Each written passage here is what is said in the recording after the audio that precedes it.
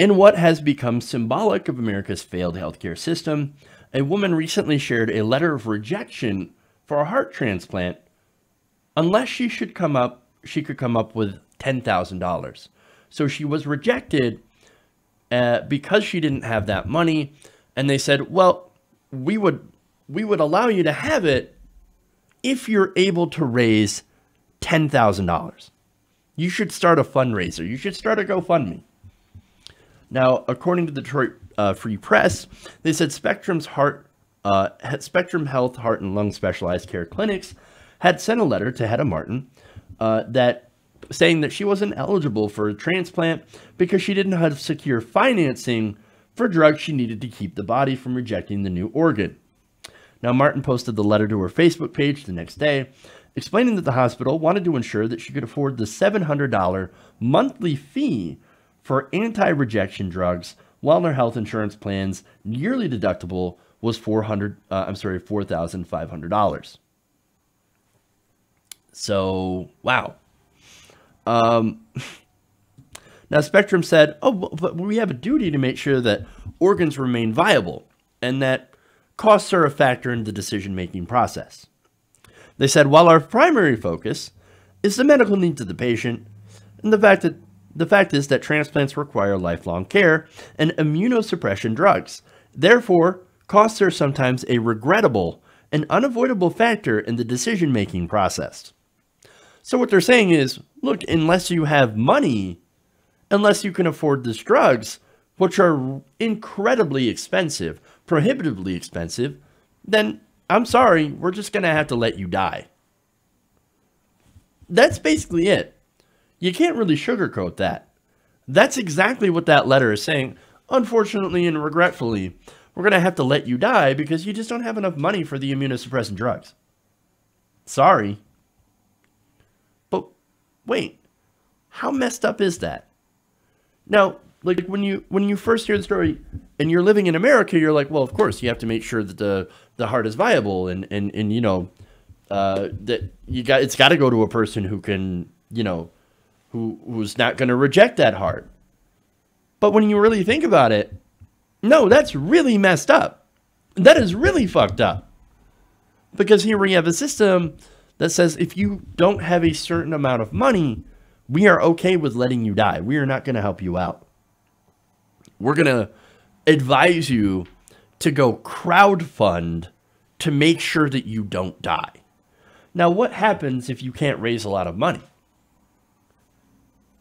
Now, luckily for her, Alexandria Ocasio-Cortez, she caught this, and she's like, dear God, I need to share this, right? This is a terrible story. This is why we need Medicare for all. This is why we need universal health care. We don't need more access to health care. She has all the access in the world to health care. She has insurance. She has private insurance. But a $4,500 deductible, she is 60 years old, has a heart condition, probably can't work. How is she supposed to come up with $10,000? Well, go fundraise. But again, if you can't get enough money from fundraising, well, then you're just supposed to die. That system is deeply immoral. But again, thanks to Ocasio-Cortez, she is able to raise that much money. In fact, she raised about $17,000 from that fundraiser. But what would have happened if she wasn't there? If Ocasio-Cortez hadn't found this, hadn't shared out the fundraiser or the story? Well, what would have happened is the same thing that happens to the thousands of Americans, tens of thousands of Americans who can't afford life-saving health care. There are constant stories of people dying because they can't afford health care or health insurance, or their medications like insulin, or life-saving surgeries, or even preventative care that could have caught cancer ahead of time, or another condition before it became life-threatening, because our system does not prioritize preventative care. When you have large deductibles, when you have to have so much money in order to see a doctor, you don't see a doctor. You just don't. You can't afford it, even if in the long run, it actually saves so much more money when you catch things before they happen. But again, people make decisions not on what's best for their health, but they make decisions based on what's in their wallet, what's in their bank account. And that is not a system that we need to be in. That is not a system that we should have. But this is what healthcare in America, unfortunately, is. And basically, only in America do we have these issues. We are the only country in the world, in the modern industrialized country, right? In the mix of modern industrialized nations, we're the only one that doesn't have a true universal healthcare system. All other countries that are modern have a single payer or some sort of other universal system, whether it be a mix of private and public or private nonprofit, etc. They've got something that is universal where everyone is guaranteed affordable health care. Affordable health care, not affordable health insurance, not access to affordable health insurance. They're guaranteed health care. They do it cheaper. They do it better. Canada does it for less. The UK does it for half the cost that we do annually per person. They can do it. We can too. Oh, but Jeff, you don't understand. If we go to a single payer system, then people are going to die in waiting lines, waiting for healthcare. Well, how's that any different than people not waiting in line and still dying because they don't have the money to go to the doctor in the first place? That's what happens in America. Look at her. She couldn't even wait in a line because she didn't have the money. So this is the problem. This is the problem in America. Okay. Like, people are not waiting in lines, but they are still dying because they know that they can't even get to the line to wait because they just don't have the money to be involved in our healthcare system. But here's the thing. Look, all these pro-health insurance advocates, which is an insane thing because basically you're telling everybody, oh, hey, I can't wait to pay more for my healthcare. I can't wait to pay way more than everyone else and get inferior levels of healthcare compared to other countries. Oh, I can't wait to do that. I'm a pro-health insurance advocate. They tell you, basically, they sell you fear, right? Because that's all they have to run on. But we know what works. The American people now know what works, as over 70% of Americans now favor a single-payer healthcare system.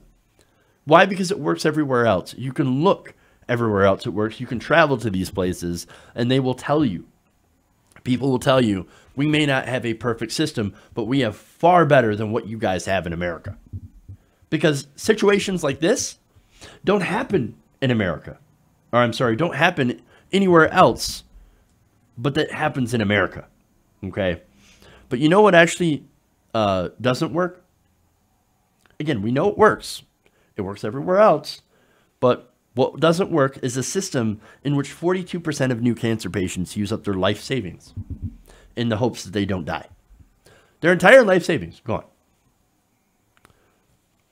A system where people have to start a GoFundMe to make sure that they don't die to afford their insulin, right? And speaking of insulin, we have a system where people have to ration their insulin because it's so prohibitively expensive. We have a system where insurance CEOs make millions of dollars denying people care. That is your death panel right there. A system that brutalizes us in the aims of getting more short-term profit. That is a system that doesn't work. What we need is single payer, and we need it now. We need a single payer healthcare system.